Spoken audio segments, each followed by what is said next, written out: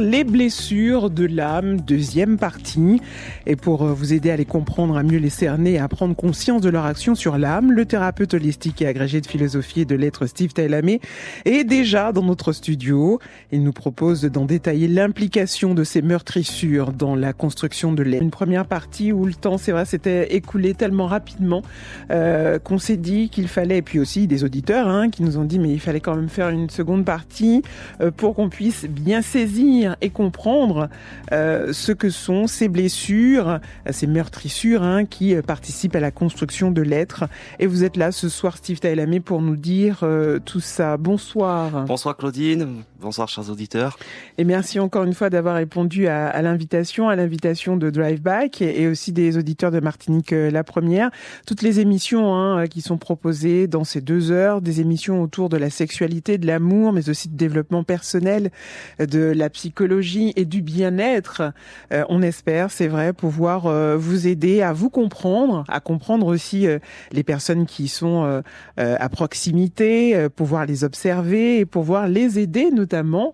Et puis, au cas où si vraiment les choses vous dépassent, les thérapeutes que nous recevons sont là pour ça, d'une part. Et puis, il y en a d'autres encore sur la place auxquels vous pourrez faire appel et faire part de vos états d'âme, de vos soucis, de vos complications au sein de la vie, de vos dommages qui pourraient venir vous embêter un petit peu. L'important, c'est que ça ne dure pas. C'est ça l'important, que ça ne puisse pas durer. Toutes ces conséquences, tout ce qui se passe autour de vous, tout ce que vous ne pouvez peut-être pas repousser et qui peuvent vous faire du mal.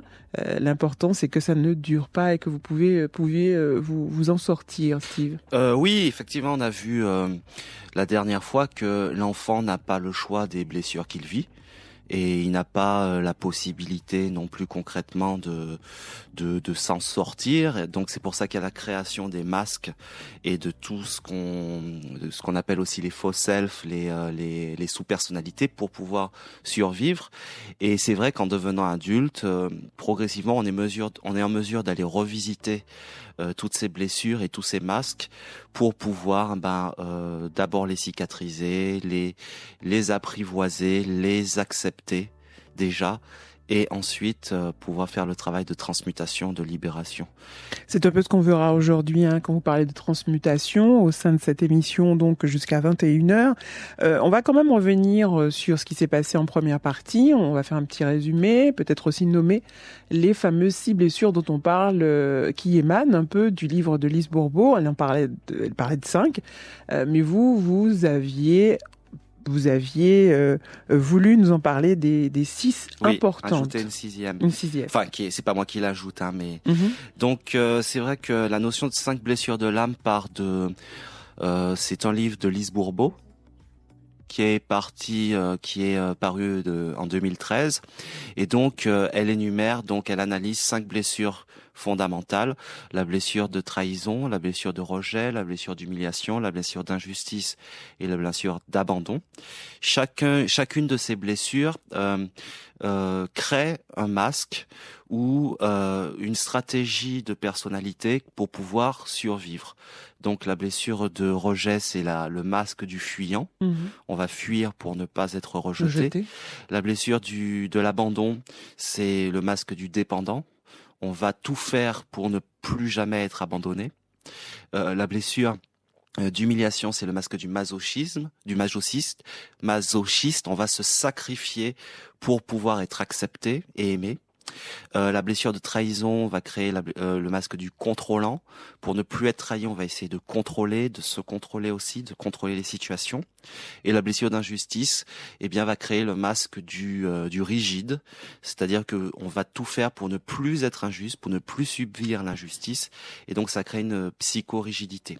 Et puis la blessure de non-reconnaissance, qui va créer le masque du saboteur et en même temps de celui qui a le syndrome de l'imposteur, puisque dans cette recherche de la reconnaissance que l'on n'a pas eue, on va s'épuiser à vivre, à être reconnu, sans jamais pouvoir reconnaître cette reconnaissance de la part des autres. Et voilà, donc on avait aussi j'avais aussi fait le lien avec la philosophie notamment antique. Puisqu'en fait, ce dont parle Lise Bourbeau, là, c'est de blessures de l'âme. De l'âme. C'est-à-dire qu'il y a un présupposé clair, c'est que nous sommes des âmes qui, avant notre incarnation, cette incarnation, avons déjà des blessures avec lesquelles nous arrivons, et ce qu'elle pose par rapport à ces analyses et par rapport à une certaine systémique, à une logique, c'est que nous sommes l'âme choisie des parents.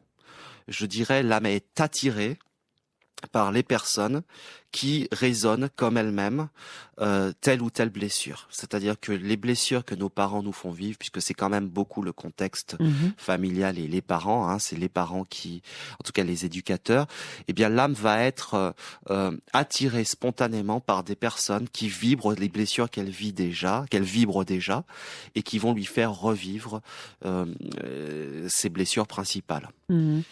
Et les masques dont vous parlez à l'instant, c'est comme une aide pour ces personnes qui vont se retrouver avec telle ou telle blessure, puisque toutes les personnes, en fait, tout individu ne comporte pas forcément toutes les blessures. Il y a une certaine prédominance dans telle ou telle blessure. Alors, c'est vrai que elle pose qu'il y a une blessure fondamentale chez chacun d'entre nous. Maintenant, ça ne veut pas dire que on n'est qu'une seule blessure. C'est-à-dire que dans un travail intérieur sur soi-même, on peut être amené au fur et à mesure du temps, selon aussi les événements, puisque les blessures vont être réactivées, et donc on peut, selon certaines circonstances, être renvoyé à des blessures d'enfance aussi, qui sont donc pour Lise Bourbeau des blessures de l'âme. C'est en ça qu'il y a quelque chose de l'ordre de la thérapie spirituelle, comme dans la philosophie antique.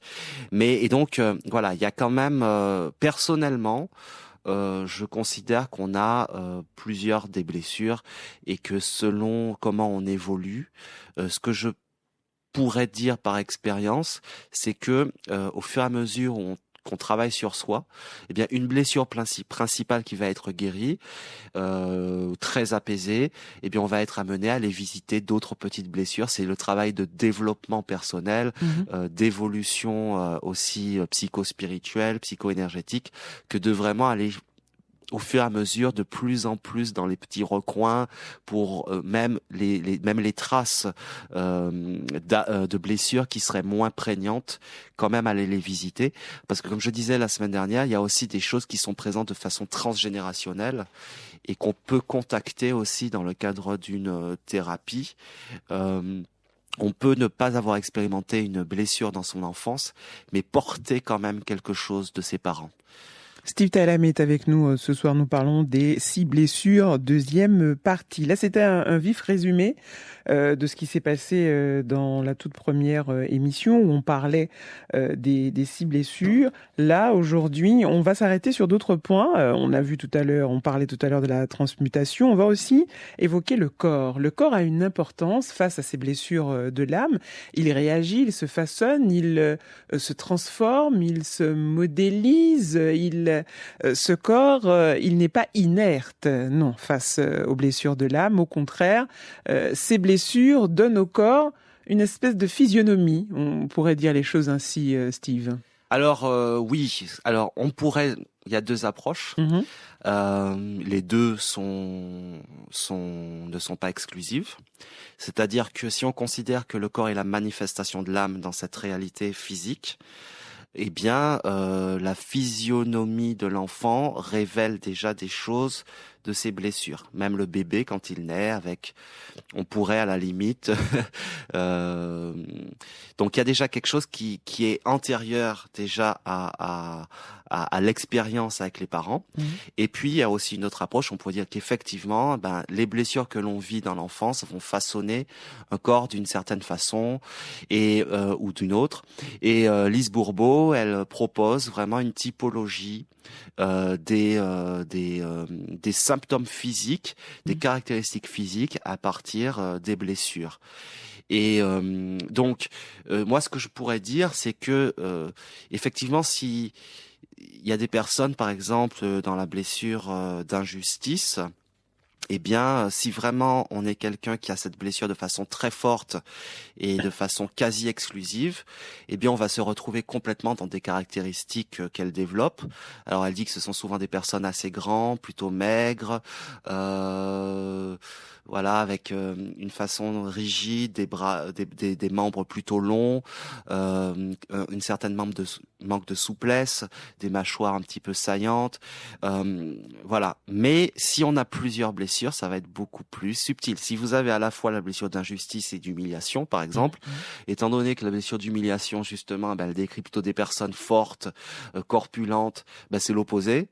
Et vous voyez bien qu'on peut très bien avoir les deux blessures, humiliation et injustice, c'est quand même parfois assez proches même, et donc ça va faire que les typologies vont être un petit peu plus, voilà, c'est difficile de mettre des cases, oui, voilà. C'est ça. Mais ce qu'il y a d'intéressant, effectivement, dans ce que vous soulevez, c'est comment la blessure est constitutive, crée, participe du caractère, mais aussi d'une certaine physiologie.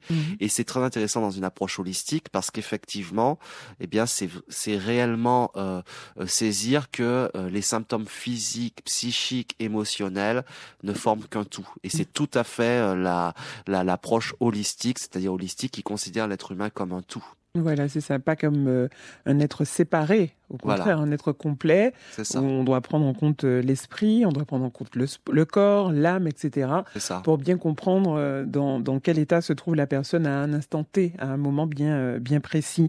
Le corps, on l'a dit, est très important, il permet d'observer, il permet au thérapeute, par exemple, de voir, d'observer, pas forcément de faire des constats, mais d'apprécier cette personne et d'avoir peut-être une justification lorsqu'elle pourra expliquer dans quel état elle est, par exemple. Si on parle, vous avez parlé tout à l'heure des bébés, voire même d'un enfant qui a été rejeté, on verra. Alors, quand on dit rejeté, qu'on parle de blessure, on est vraiment sur quelque chose de fort, de puissant, c'est-à-dire qu'une blessure qui a été ressentie au plus profond de son âme. C'est ça. C'est un enfant qui a été rejeté dans sa vie d'enfance, et va créer une blessure tout au long du process de sa vie, etc. Alors oui, c'est-à-dire que...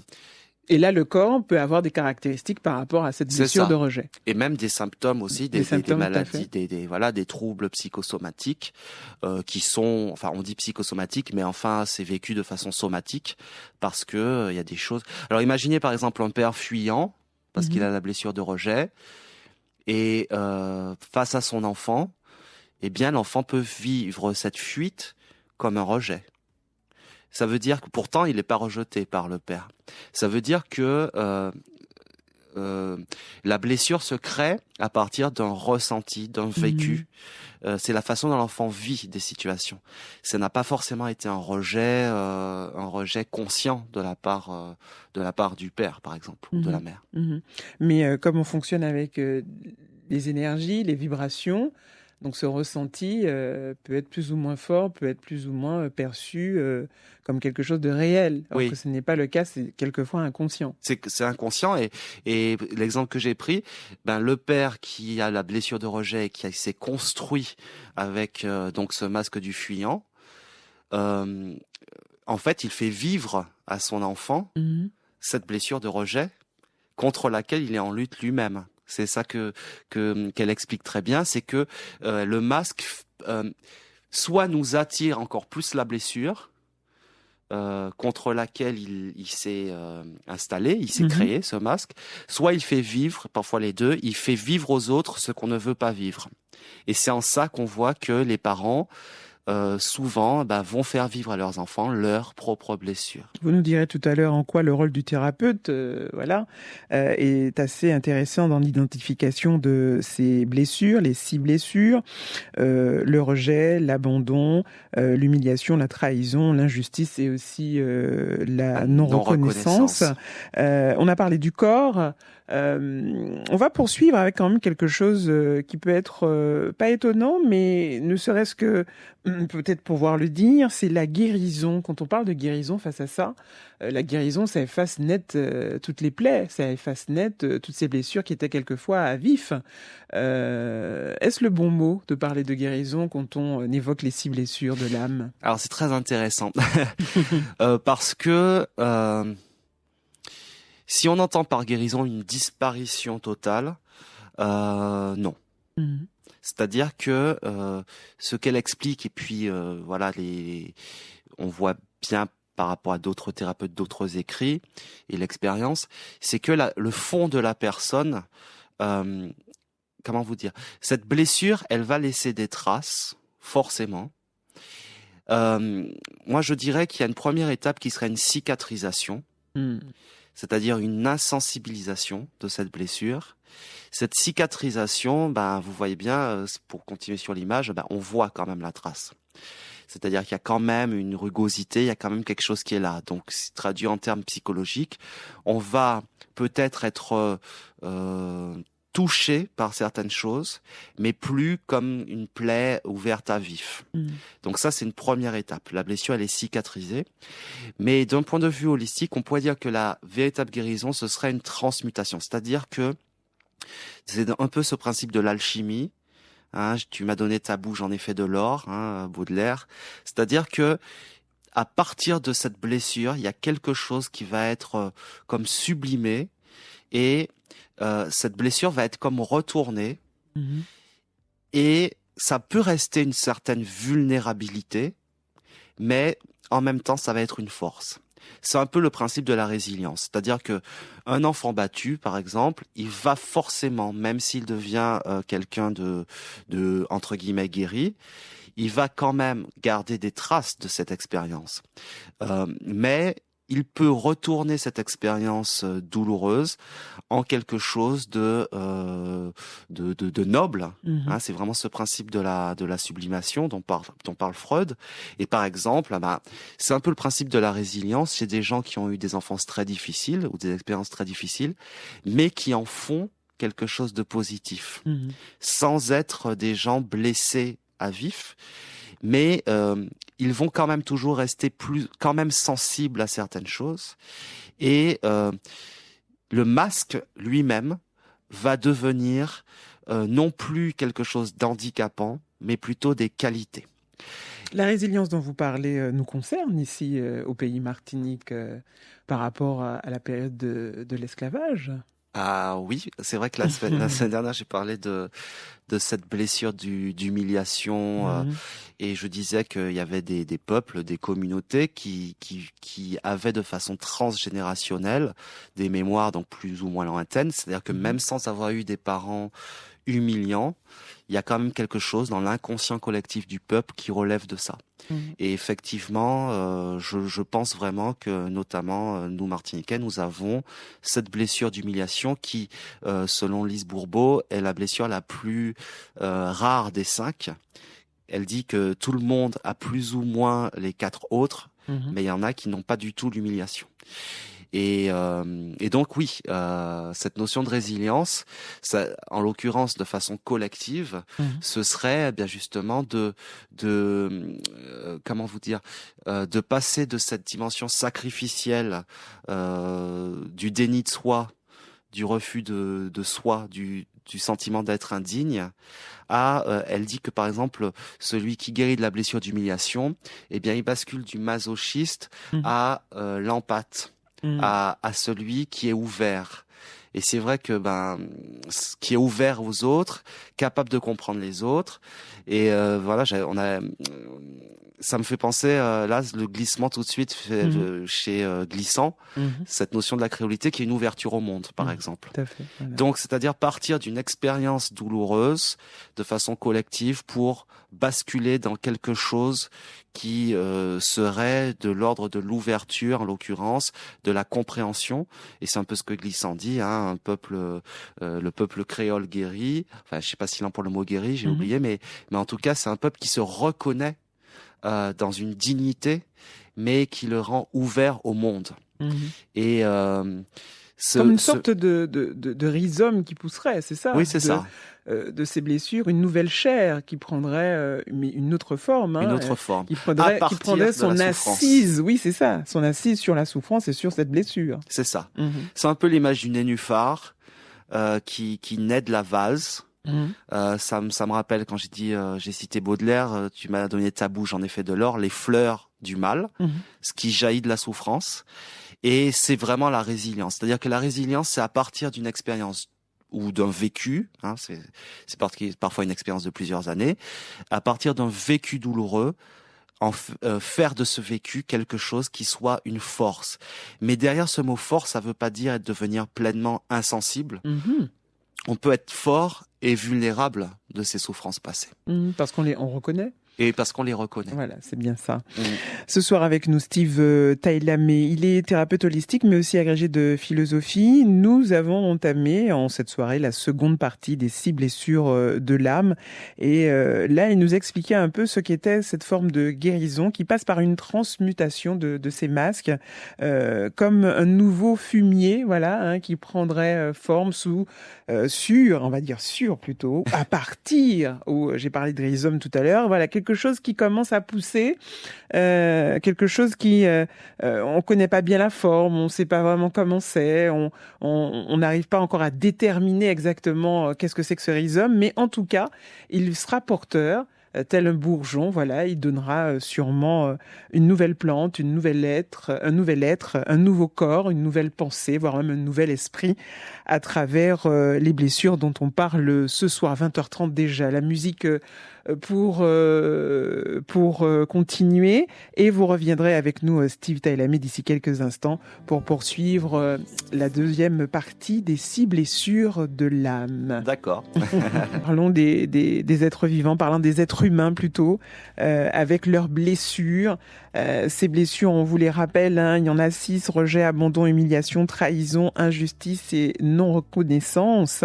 Et ce qu'on verra aussi vers la fin de notre émission, mais avant la fin quand même, quel est le rôle du thérapeute, quel est votre rôle pour aider ceux qui viennent vous voir pour entre guillemets les blessures, mais il n'y a pas que les blessures. Nous, on en parle ce soir des blessures, mais il y a vraiment beaucoup d'autres choses autour des blessures.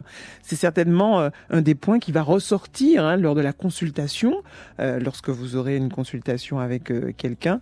Mais la blessure, ce n'est pas vraiment le centre des problématiques qui concernent les personnes dans votre cabinet.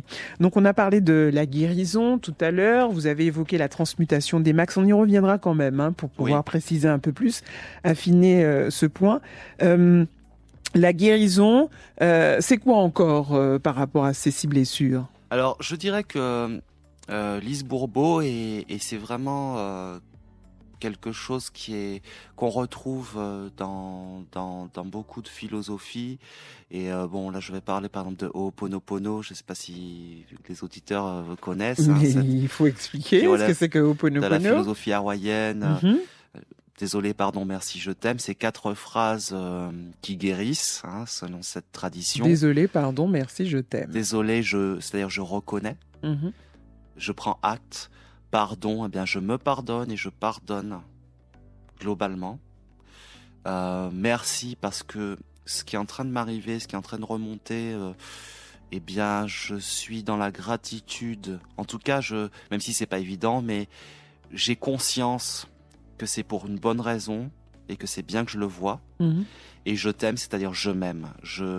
J'accepte ce qui m'est montré là de moi-même, de mon histoire. Et ben, ces 4 paroles-là, en fait, c'est un peu, ça ressemble beaucoup à ce qu'elle dit, parce qu'elle dit que la guérison des blessures et la transmutation des masques, ce n'est pas un rejet. Ça peut pas passer par un rejet de la blessure, la volonté de se débarrasser du masque ou de la blessure. Ça, ce serait justement encore quelque chose qui releverait de la non-reconnaissance de soi. On est ce qu'on est, on n'est pas son histoire. Avec ses forces, ses faiblesses. Notre histoire est ce qu'elle est, voilà, avec ses forces et ses faiblesses. Et elle dit qu'en fait, la guérison passe beaucoup, donc ce qu'on pourrait appeler guérison là, passe beaucoup par le pardon à soi-même. je me pardonne ce masque du rigide, parce que et c'est un pardon qui est un pardon de compréhension. C'est-à-dire que dans la thérapie avec le thérapeute holistique, il y a vraiment cette dimension psychologique aussi, où moi, par exemple, j'amène très souvent, j'amène les personnes, quand on est sur quelque chose de cet ordre-là, j'amène la personne à aller réellement entamer un dialogue avec ce masque, ce que j'appelle la sous-personnalité, et d'abord de vraiment le remercier, ce masque, de cette mise en place, puisque on comprend que finalement, face à une blessure, face à des expériences, eh bien ce masque, c'est ce qu'on a trouvé de mieux à un certain moment pour carrément survivre psychiquement de façon plus ou moins équilibrée. Comme une autre personnalité qu'on se créerait. Est-ce qu'on peut voir ça comme ça aussi, le masque? Oui. C'est d'ailleurs, il y a le terme faux self aussi, c'est-à-dire le faux moi. Le faux self, c'est un mélange de français et d'anglais, c'est marrant d'ailleurs, mais le faux moi, c'est-à-dire que c'est quelque chose que je me superpose à moi-même, mais qui prend les rênes à certains moments ou de façon assez courante, selon qu'on est soit. C'est l'expression de ma souffrance, ce masque-là. J'ai été rejeté, donc j'ai dit tout à l'heure, je crée une nouvelle personnalité. J'ai été rejetée, donc, allez, pour schématiser, ma nouvelle personnalité, ce serait un masque de fuyant. Voilà, j'aurais un comportement de fuyant. C'est-à-dire que voilà, comme par exemple, quand j'ai accordé de l'attention ou cherché à avoir de l'attention en tant qu'enfant et que j'ai pas ressenti que je l'avais. Que par exemple on ne m'a pas accepté dans l'intérêt que je pouvais porter, eh bien un autre mot pour le fuyant, une nuance du fuyant, ça pourrait être l'indifférent. Je vais jouer l'indifférent, celui ou celle qui n'en a rien à faire de personne, etc. Et donc qui rejette tout le monde et qui se sent encore plus rejeté puisque tout le monde se sent rejeté. Donc ça crée comme ça cette système. Et c'est une fausse personnalité. C'est pas la vraie. C'est pas la vraie. Donc mais ce que je disais la dernière fois, c'est que ce masque, quand on dit masque, on pourrait avoir l'impression que c'est quelque chose d'extérieur qu'on superpose, alors que dans les séances, moi j'ai plutôt le sentiment que c'est quelque chose qui est enfoui. Et c'est pour ça que je parle de subpersonnalité, de sous-personnalité psychoactive plutôt, parce qu'en termes énergétiques, ça me semble plus, en tout cas dans ma pratique, plus juste. Parce que je dirais que c'est quelque chose qui s'inscrit en moi et qui finit par parfois devenir, c'est-à-dire ce qui me fait parler, me fait agir. Et donc souvent, une étape importante, c'est d'aller réellement énergétiquement, comme il y a plein de méditations qu'on peut trouver sur YouTube, dialogue avec l'enfant intérieur. Donc c'est quelque chose qui peut ressembler à ça. Et aller vraiment déjà remercier ce masque, cette sous-personnalité, ce faux self.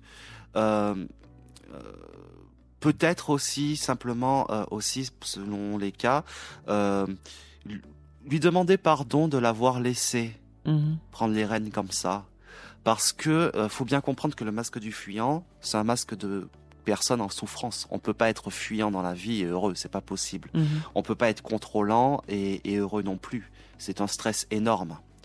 Et en fait, c'est assez intéressant parce que souvent, je vais peut-être parfois ressentir que ce masque a besoin d'être accueilli comme une part de nous qui est en souffrance et à qui l'enfant a progressivement, l'adolescent, etc., a progressivement donné la responsabilité de le protéger. Et c'est ça qui est très intéressant dans cette approche, c'est que et la raison pour laquelle on ne peut pas dire il faut se débarrasser du masque, etc., parce qu'en fait ce masque il croit bien faire. Ça devient comme une entité à part entière de nous-mêmes. Et le meilleur moyen que l'enfant... Il croit bien faire parce qu'on lui a donné toute la place aussi. Oui. On lui a laissé toute la place. Et la douleur est tellement importante, ou elle est tellement épique quelquefois que on laisse ce masque faire comme il veut.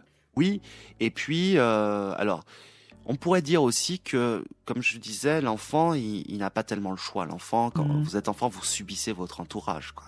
C'est évident. Simplement, quand on grandit, on pourrait faire autrement. On pourrait faire autrement. Et donc, quand on vient en thérapie, on apprend à faire autrement. Et donc, ça fait partie, comme on peut expliquer des choses à l'enfant intérieur en méditation, en état modifié de conscience, etc. Eh bien, parler à ce masque pour lui dire, écoute, en fait, jusqu'à aujourd'hui, je me suis appuyé sur toi parce que je t'ai construit un moment où je ne pouvais pas faire autrement. Mais à partir de maintenant, je te donne ta retraite. C'est quoi? C'est reconscientiser tout ce qui se passe? Exactement. C'est prendre conscience, c'est regarder. C'est ce qu'on appelle en fait visiter la part d'ombre. Et c'est ce qu'il y a de plus difficile à faire. Merci Maître Yoda. Ben oui, la part d'ombre. Oui. C'est reconnaître aussi que ce n'est pas soi. Tout à fait. À ce moment-là, quand on a reconnu que ce n'est pas soi, on devient un. Exactement. C'est-à-dire que, alors, ce que je disais tout à l'heure, ce qu'on disait tout à l'heure, ça faisait une dissociation. C'est-à-dire que je m'efface. C'est-à-dire, par exemple, l'enfant qui a besoin d'être... Bon, je reviens toujours sur le rejet parce que finalement, c'est plus simple pour expliquer. Ou qui a peur d'être trahi. Voilà, donc il va devenir contrôlant. Le contrôlant, il ne sait pas pourquoi il contrôle. Il ne sait pas. Parce que finalement, quand on est contrôlant dans sa vie, on n'est pas forcément contrôlant avec des gens dont on pense qu'on va être trahi. C'est quelque chose qui s'active. Et donc, il y a une dissociation entre ce que je suis profondément. Parce que si vous venez face à un contrôlant et lui dites, en fait, tu as peur d'être trahi, la personne vous dit, non, mais n'importe quoi. D'où tu sors ça? Voilà. Parce que elle a enfoui cette peur. Donc, il y a une dissociation. Et quand on permet à cette personne d'aller voir ce masque, cette sous-personnalité du contrôlant et de pourquoi elle est là, et qu'on va expliquer à ce contrôlant, en fait, c'est parce que j'ai appris à avoir peur d'être trahi pour telle ou telle raison, mais tout le monde n'est pas les gens que j'ai vécus, tout le monde n'est pas mes camarades de classe, mes meilleurs amis à l'époque qui m'ont trahi, etc. Tu as plus besoin. Je suis assez grand maintenant pour pouvoir discerner et faire les choix. J'ai plus besoin de contrôler. Et bien là, il y a une deuxième dissociation avec le masque cette fois-ci, et qui nous ramène automatiquement à ben ok, je suis moi. Et ça, c'est toute la magie du regard, de la conscientisation, parce que c'est tout ça s'inspirer de. Enfin, ça ressemble aussi à ce que Freud dit. Toute la force de l'inconscient, c'est de ne pas être vu. À partir du moment où c'est vu, ça n'est plus aussi puissant. Et oui. Voilà. Et ça prend une autre forme. C'est ça. Ça prend une autre forme aussi, c'est vrai. Les 6 blessures de l'âme, deuxième partie ce soir avec Steve Tailamé jusqu'à 21h. Il est thérapeute holistique et agrégé de philosophie. Et là, je pense que vous avez bien expliqué ce qu'est la guérison, se pardonner à soi, par quelle étape l'on doit passer, la transmutation des masques. Et puis, il en vient quand même un rôle qui n'est pas des moindres dans l'identification, je l'ai dit tout à l'heure, voire même la reconnaissance de ces blessures au sein des individus, au sein des êtres. C'est le thérapeute. Comment il fait pour détecter qu'il y a blessure, et puis aussi comment il fait pour aider ces personnes à reconnaître qu'il y a une blessure qui est encore enfouie, qui est là, et qui parfois prend la place, ou prend toute la place, ou prend et ne laisse pas cet être être ce qu'il doit être, c'est-à-dire avec ses acquis, avec ses défauts, avec ses qualités, avec aussi ses forces, tous ces traits de personnalité qui constituent une personne. Alors, le thérapeute, déjà, même quand on parle de thérapeute holistique, il y a beaucoup de branches dans la thérapie holistique, et puis chaque thérapeute aussi développe déjà quand on est thérapeute holistique, c'est un terme générique. On est beaucoup dans l'intuitif, on est beaucoup dans le ressenti. Donc personnellement, on n'aborde pas une blessure. C'est très exceptionnel qu'on aborde une blessure de façon frontale. C'est toute une pelote de laine qu'on défait. Il y a des couches. Voilà, donc dans la blessure de trahison, il y a plusieurs approches. On va être amené à aborder, à aller voir cette blessure et ce masque selon différents aspects. Mais ce que je voudrais dire, c'est qu'il y a des personnes qui vont vous dire très vite, en venant, voilà, moi je souffre de cette peur du rejet. Hein, elles vont pouvoir mettre ce mot. Il y a des personnes qui vont venir parce qu'elles ont un malaise, mais le faux self est tellement fort, les masques sont tellement forts que même en tant que thérapeute, il va falloir du temps pour les amener progressivement à aller voir. Parce que c'est comme la censure. Un masque qui est démasqué, qui est pas prêt, chez quelqu'un qui n'est pas prêt à aller descendre justement dans sa vulnérabilité, ça peut être très réveiller des peurs et des protections. Donc comment dire, il y a plusieurs techniques, mais de toutes les façons, c'est à partir de ce que je ressens à un moment T, donc dans une séance, que bien petit à petit, on va peut-être se rendre compte au bout de 3-4 séances que tout ce qui relève de l'humiliation, on l'aura vu de plusieurs façons. Toutes les caractéristiques, toutes les conséquences aussi de cette blessure d'humiliation. Et cette étape fondamentale, moi ce que je considère comme l'étape fondamentale, c'est quand, et ça ne vient que quand la personne est prête. Ah, il faut être prêt. Oui. Mais entre le moment où la personne est prête et avant, il y a tout un processus, c'est-à-dire que les séances, en tout cas avec moi, les séances ne sont pas forcément selon le même format.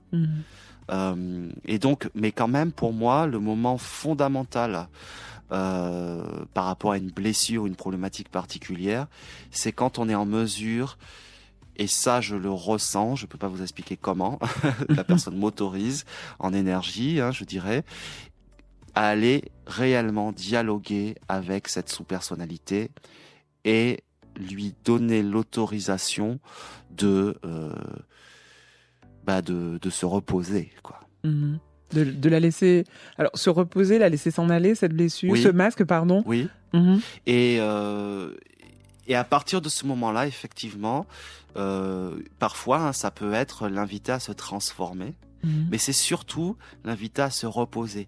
Et chose très intéressante, c'est que je ressens très souvent de dire à la personne, parfois, si je me sens inconfortable, tu pourras peut-être revenir. Parce qu'il y a des personnes qui sont pas prêtes à lâcher le masque, tout ça, d'un coup.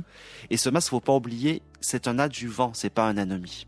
Ça doit faire peur quand on parle comme ça des masques, quand on parle aussi de ces blessures, parce qu'on est vraiment loin de tout ça. Vous savez, le quotidien, la vie de tous les jours, ce sont des sujets qui nous sont très éloignés.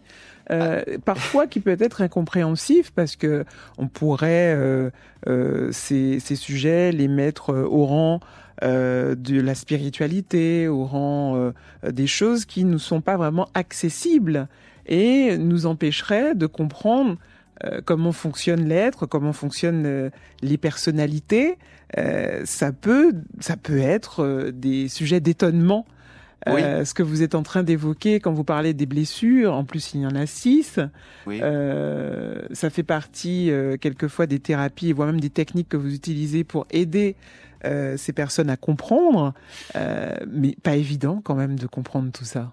Alors, il y a aussi un élément que je voulais dire, pardon, parce que il y a la dimension énergétique aussi. C'est-à-dire que moi, je travaille avec l'énergie. Dans la première émission, on a parlé du corps et de l'âme, le corps et l'esprit. Et j'ai parlé de la notion des différents corps. Corps émotionnel, corps de souffrance.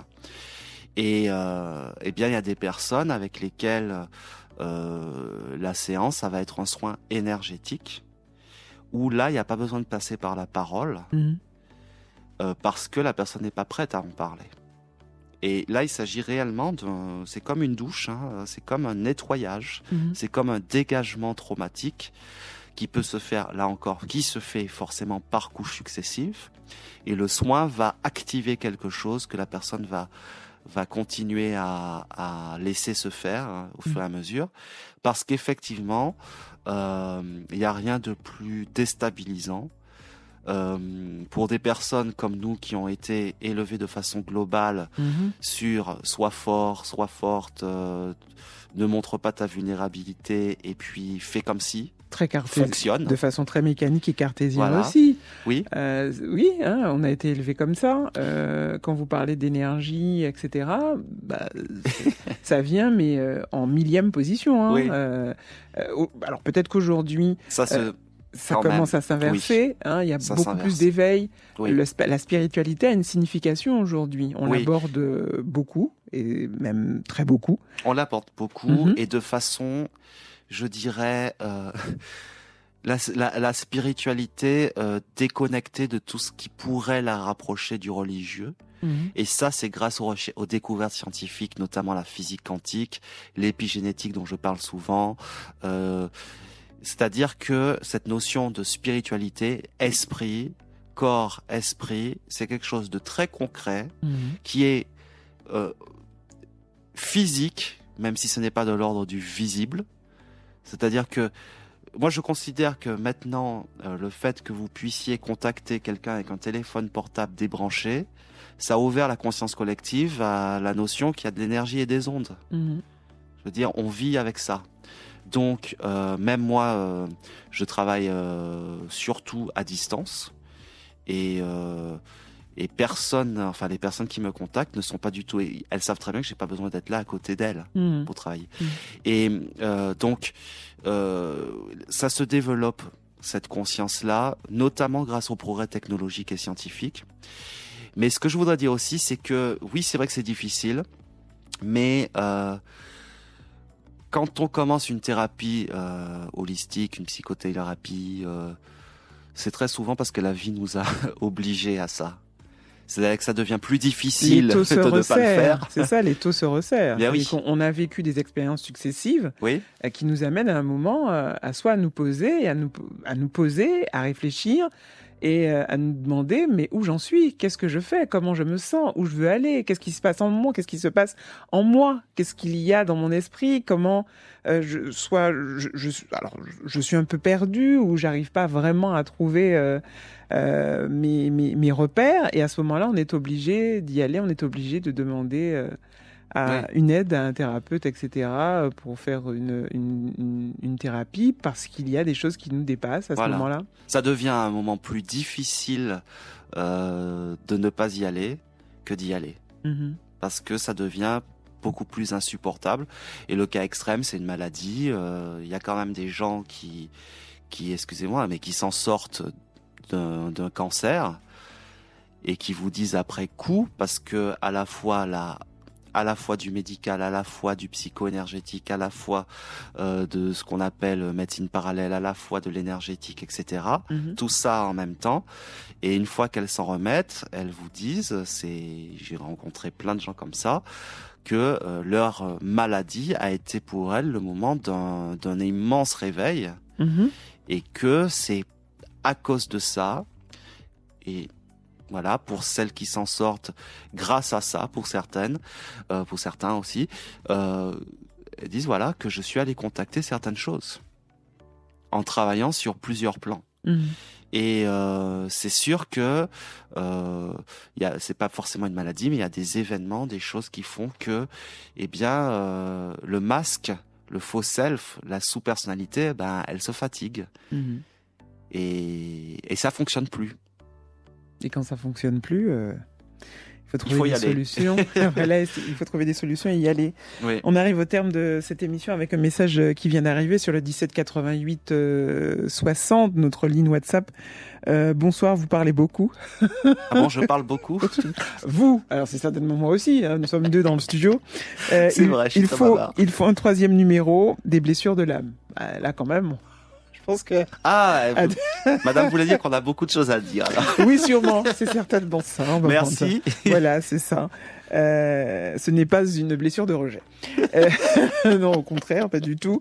Non, je pense que c'est vrai qu'il y a beaucoup à dire sur les blessures de l'âme. On l'a constaté. C'est pour ça que, avec aussi à la demande de d'autres auditeurs, nous avons fait une seconde partie, une deuxième partie sur les blessures de l'âme. Mais aujourd'hui, je pense qu'on a beaucoup plus précisé, enfin on a encore un peu plus précisé ce que c'était que les blessures, comment on pouvait aussi arriver à cette transmutation, voire même guérison. Et puis le rôle du thérapeute est très, là encore, essentiel pour comprendre pour comprendre la blessure, pour savoir aussi laquelle que l'on a, et puis en même temps trouver des solutions pour pouvoir s'en sortir. On arrive à la fin. Est-ce que vous auriez un dernier mot ?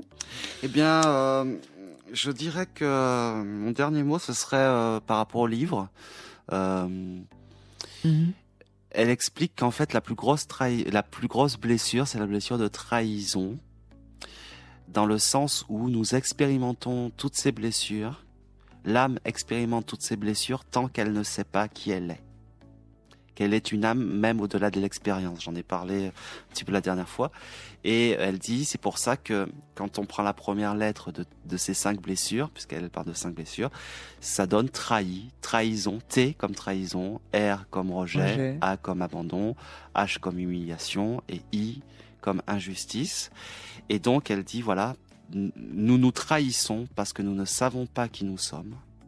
Nous vivons à travers des masques. Et c'est ça la plus grosse blessure, c'est de ne pas savoir qui l'on est. Et c'est pour ça que moi je garde la non-reconnaissance, parce que cette trahison est en fait une non-reconnaissance de soi. Et c'est là qu'on bascule du thérapeutique à cette dimension un peu spirituelle, connais-toi toi-même, des Grecs. Merci beaucoup Steve Taillamé, thérapeute holistique et agrégé de philosophie et de l'aide, d'avoir été avec nous. On vous retrouve le 1er novembre et nous parlerons du transgénérationnel. Vous serez des nôtres en ce même studio. 20h, 22h, Drive Back. Avec Claudine.